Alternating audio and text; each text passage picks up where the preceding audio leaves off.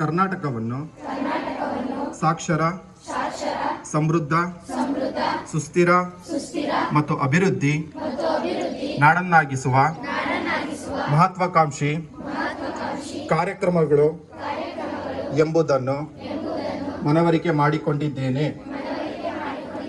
ಗ್ರಾಮೀಣ ಪ್ರದೇಶದ ಪ್ರತಿಯೊಬ್ಬರ ಮನೆ ಹಾಗೂ ಮನವನ್ನು ತಲುಪಿ ಮಹಿಳೆ ಮತ್ತು ಶಿಕ್ಷಣ ವಂಚಿತ ವರ್ಗದವರ ಕಲಿಕೆಗಾಗಿ ಈ ಕಾರ್ಯಕ್ರಮವು ಜನಾಂದೋಲನಗೊಳ್ಳಲು ಕಾಯ, ವಾಚ, ಮನಸ ಪಾಲ್ಗೊಂಡು ಸೇವೆ ಸಲ್ಲಿಸುವ ಸಂಕಲ್ಪ ಮಾಡಿಕೊಂಡಿದ್ದೇನೆ.